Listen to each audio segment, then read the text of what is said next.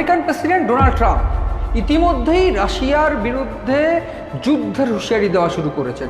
ভারত একটু বিপাকে পড়েছে। এই গোটা পরিস্থিতিতে তৃতীয় বিশ্বযুদ্ধ শুরু হতে চলেছে। রাশিয়া এবং আমেরিকা এই দুটো দেশের যদি যুদ্ধ বাঁধে তাহলে বিশ্ব অর্থনীতি একেবারে তলানিতে চলে যাবে। একদিকে ডোনাল্ড ট্রাম্পের লোভ, অন্যদিকে এই বিভিন্ন রকম করে ষড়যন্ত্র। আমেরিকাকে রাশিয়া কিন্তু কোনোভাবেই তোয়াক্কা করতে নারাজ। যদি তৃতীয় বিশ্বযুদ্ধ শুরু হয়, রাশিয়া ভারত এক্সট্রা অ্যাডভান্টেজ হবে।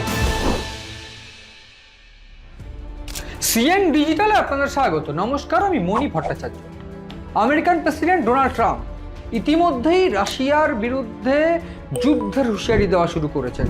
সাবমেরিন বেসড নিউক্লিয়ার অ্যাটাক করার হুমকি দিচ্ছেন। পাল্টা রাশিয়াও ছেড়ে দিতে নারাজ। রাশিয়া বলছে তাদেরকে বুঝে নেওয়ার জন্য রাশিয়া প্রস্তুত, অর্থাৎ আমেরিকাকে বুঝে নেওয়ার জন্য রাশিয়া প্রস্তুত। এই পরিস্থিতিতে দাঁড়িয়ে ভারত একটু বিপাকে পড়েছে। তার কারণ তেল কোথা থেকে কিনবে, তেলের কি পরিস্থিতি। তেল রাশিয়া থেকে নিচ্ছিল, প্রায় 38% তেল ঘাটতি ছিল, রাশিয়া মেটাচ্ছিল, কম দামে তেল পাচ্ছিল। এই যে পরিস্থিতি যেখানে দাঁড়িয়ে গেছে যে রাশিয়া থেকে তেল কিনতে যাওয়া সেটা ভারতের জন্য একটা হুমকি হয়ে দাঁড়াচ্ছে এই মুহূর্তে। তার কারণ আমেরিকান প্রেসিডেন্ট হুমকি দিচ্ছেন যে ট্যারিফ 25% পাশাপাশি একটা পেনাল্টি করা হবে।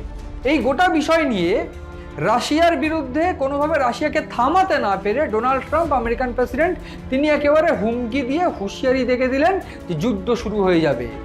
এই গোটা পরিস্থিতিতে তৃতীয় বিশ্বযুদ্ধ শুরু হতে চলেছে এই আশঙ্কা কিন্তু হচ্ছে। এবং এই আশঙ্কার মধ্যে একটা বিষয় সবথেকে গুরুত্বপূর্ণ, এই দুটো টাইফুন, বিজনেস টাইফুন বা একেবারে বলা ভালো ইকোনমিক দিক থেকে দুটো শক্তিশালী, একেবারে সর্ববৃহৎ শক্তিশালী দেশ রাশিয়া এবং আমেরিকা, এই দুটো দেশের যদি যুদ্ধ বাঁধে তাহলে বিশ্ব অর্থনীতি একেবারে তলানিতে চলে যাবে।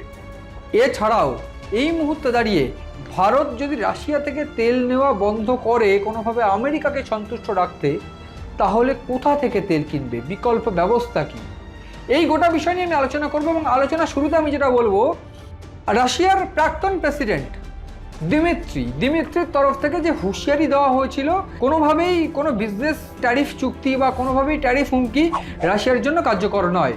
পাশাপাশি এই রাশিয়া ইউক্রেন যুদ্ধ যখন শুরু হয় তার বেশ কয়েক বছর আগে থেকে শুরু হলেও একেবারে বর্তমানে ডোনাল্ড ট্রাম্প খুব ছক খাটিয়ে নিজেকে নোবেল প্রাইজ পাওয়ার জন্য প্রতিষ্ঠিত করার যে প্রক্রিয়া, ঠিক সেই কারণে এই যে যুদ্ধ, সেই যুদ্ধকে থামানোর চেষ্টা কিন্তু তিনি করছেন। যে মানুষটা ইরান ইসরায়েল যুদ্ধে একেবারে সক্রিয় ভূমিকা নিয়েছেন, আমেরিকার তরফ থেকে ইরানে হামলা করা হয়েছে, সেই মানুষটাই এবার রাশিয়া ইউক্রেন যুদ্ধ থামাতে সক্রিয় ভূমিকা গ্রহণ করছে।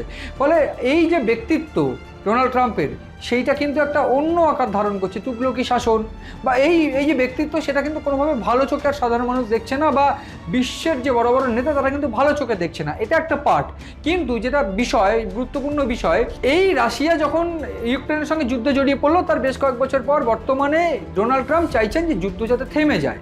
এই জন্য রাশিয়াকে বারবার করে চাপ দিচ্ছেন, রাশিয়াকে বিভিন্ন রকমভাবে চাপ দিচ্ছেন এবং রাশিয়াকে চাপে রাখার জন্য ভারতকে ব্যবসা বন্ধ করার জন্য হুমকি দিচ্ছেন, হুঁশিয়ারি দিচ্ছেন।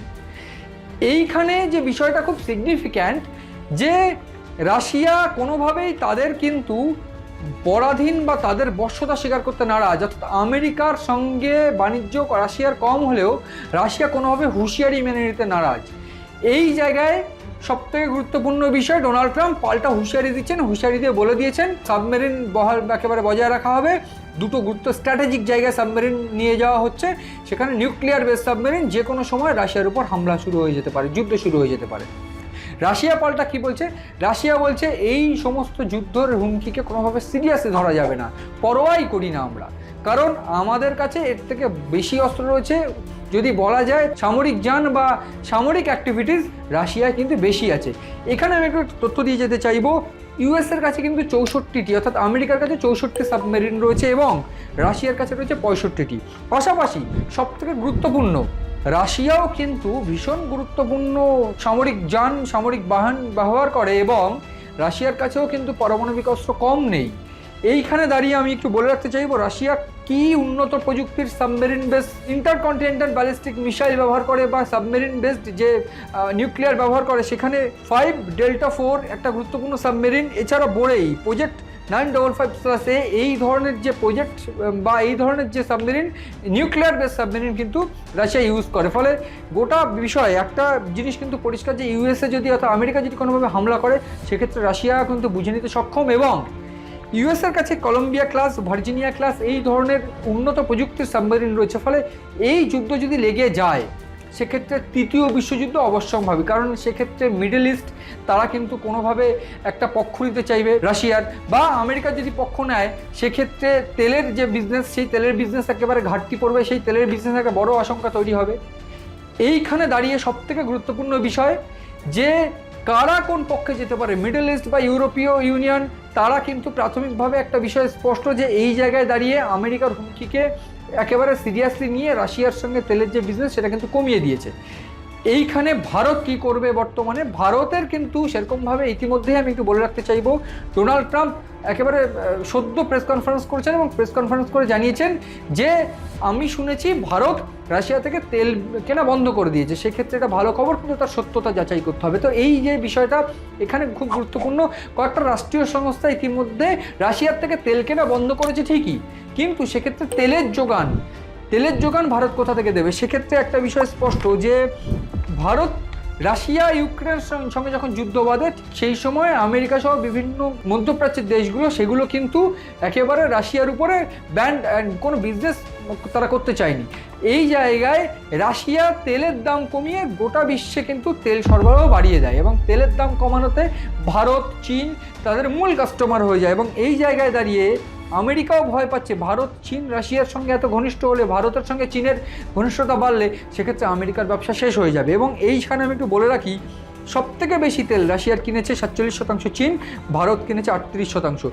এবং বিশ্ব বাজারে রাশিয়া তেলের দাম ব্যারেল প্রতি $40 কমিয়ে দেয়, অর্থাৎ ভারতীয় টাকায় সেটা 3000 টাকা ব্যারেল প্রতি কমিয়ে দেয়। ফলে সেই সময় কিন্তু একটা বিজনেস ভারতের বেড়ে যায়, সেই সময় রাশিয়ার সঙ্গে তেলের বিজনেস বেড়ে যায়। এবং এই জন্যই রাশিয়ার অর্থনৈতিক স্ট্রাকচার দাঁড়িয়ে রয়েছে, যেটা ইউক্রেনের সঙ্গে যুদ্ধ করতে কোনোভাবে একেবারে সক্ষম হয়ে যাচ্ছে রাশিয়া, সেটাই মনে করছে আমেরিকা এবং সেই নিয়ে হুমকিও দেওয়া হয়েছে। ফলে ইতিমধ্যেই ভারত যদি সেই ব্যবসা বন্ধ করে দেয় তাহলে সমস্যা একটু পড়বে, তার কারণ ভারতকে ইতিমধ্যেই সেই তেল কিনতে গেলে পশ্চিম এশিয়ায় ফিরতে হবে। এবং পশ্চিম এশিয়া মানে ইরাক, সৌদি আরব, আরব আমির সেই সংযুক্ত আরব আমির সেই এইসব জায়গা ছাড়াও ইরান থেকেও কিন্তু তেল কিনতে পারে ভারত। কিন্তু সেই তেলের দাম কি হবে? সেক্ষেত্রে প্রতি ব্যারেল অর্থাৎ $4 থেকে $5 বেশি খরচা হতে পারে। বর্তমানে যা খরচ তার থেকে $4-5 কিন্তু বেশি খরচ হতে পারে বর্তমানে, যদি এই পশ্চিম এশিয়ায় ফিরে তেল কিনতে হয়। ফলে ভারত কিন্তু ব্রাজিল থেকেও তেল কিনতে পারবে, এই একটা কানেকশন কিন্তু এই মুহূর্তে ভারতের রয়েছে। কিন্তু একদিকে যেমন আমি বলার চেষ্টা করলাম ভারত সমস্যায় পড়লে কী করবে, কিন্তু তৃতীয় বিশ্বযুদ্ধ আরও একটা বড় সমস্যা, কারণ ইরান ইসরায়েল সংঘাত, অন্যদিকে আমরা দেখেছি পাকিস্তানকে হাতে নিয়ে পশ্চিম এশিয়াটাও কিন্তু ধরার চেষ্টা করছে আমেরিকা। তো আমেরিকা কিন্তু একটা বিষয় ক্লিয়ার হয়ে যাচ্ছে যে এই মধ্যপ্রাচ্যের দেশগুলোর যে উন্নতি, সেই উন্নতি কিন্তু কোনোভাবে সহ্য করতে পারছে না আমেরিকা, এবং সেই জন্যই এই ধরনের কারবার তিনি চালাচ্ছেন। এবং এই ডোনাল্ড ট্রাম্প তার যে ব্যক্তিত্ব তিনি ইতিমধ্যে হারাতে বসেছেন। ফলে সব মিলিয়ে একটা বিষয় ক্লিয়ার, তৃতীয় বিশ্বযুদ্ধ কিন্তু যে কোনো মুহূর্তে শুরু হয়ে যেতে পারে। যদিও রাশিয়া এই আমেরিকার এই হুমকিকে একেবারে পাত্তা দিতে নারাজ, তারা বলছে কিছুই হবে না, কিছুই করতে পারবে না। রাশিয়া যদি হামলা করে রাশিয়ার উপরে, সেক্ষেত্রে রাশিয়া পরিষ্কারভাবে একেবারে যুদ্ধ চালিয়ে যাবে এবং যুদ্ধ আমেরিকাকে হারিয়েও দেবে। এইখানে আরও একটা গুরুত্বপূর্ণ বিষয় বলে রাখতে চাইবো, রাশিয়ান সেনাবাহিনী কিন্তু ইউক্রেনের যে বর্ডার এলাকায় সেখানে কিন্তু সৈন্য বাড়াতে শুরু করেছে। আরও একটা বড় ধামাকাও হতে পারে। ইতিমধ্যেই আমরা দেখেছিলাম মধ্যপ্রাচ্যের বিভিন্ন জায়গায় তেল সরবরাহ সহ এই যুদ্ধ থামানো নিয়ে মস্কোর সঙ্গে কিন্তু একটা বৈঠক হতো, মস্কোর সঙ্গে কিন্তু আমেরিকার একটা বৈঠক হতো, কিন্তু সেইটা তুরস্কের সে বৈঠক সেটা কিন্তু কোনোভাবে একেবারে বাতিল হয়ে যায় এবং ঠিক তারপরেই রাশিয়া পাল্টা হামলা করে ইউক্রেনের উপর। ফলে সব মিলিয়ে এই যে রাশিয়ার সঙ্গে ইউক্রেনের সংঘাত, এই সংঘাতে আমেরিকা যদি প্রবেশ করে, একদিকে ডোনাল্ড ট্রাম্পের লোভ, অন্যদিকে এই বিভিন্ন রকম করে ষড়যন্ত্র বা ট্যারিফ ষড়যন্ত্র, সব মিলিয়ে ডোনাল্ড ট্রাম্প যেরকম অস্তিত্ব হারাতে চলেছেন বা ডোনাল্ড ট্রাম্প নিজের ব্যক্তিত্ব হারাতে চলেছেন, সেই জায়গায় দাঁড়িয়ে যদি যুদ্ধ শুরু হয়, রাশিয়া যদি পাল্টা আক্রমণ করে, সেক্ষেত্রে অন্যান্য দেশ কিন্তু রাশিয়াকে সাপোর্ট করা শুরু করবে। সেক্ষেত্রে ইউরোপীয় ইউনিয়নের বিভিন্ন দেশও কিন্তু রাশিয়াকে সাপোর্ট করবে। তখন কি হবে? তখন রীতিমতো আমেরিকা সমস্যায় পড়বে। ফলে সব মিলিয়ে গোটা বিষয়টা স্পষ্ট, ভারত নিজের জায়গা ঠিক বেছে নেবে, ভারত কোনোভাবেই সাধারণ মানুষের সমস্যা হতে দেবে না, এবং আমেরিকাকে রাশিয়া কিন্তু কোনোভাবেই তোয়াক্কা করতে নারাজ। বরং যদি তৃতীয় বিশ্বযুদ্ধ শুরু হয়, রাশিয়া ভারত এক্সট্রা অ্যাডভান্টেজ পাবে। গোটা ঘটনা নজর রয়েছে আমাদের, নজর রাখুন আপনারাও সিএন ডিজিটালের পাতায়।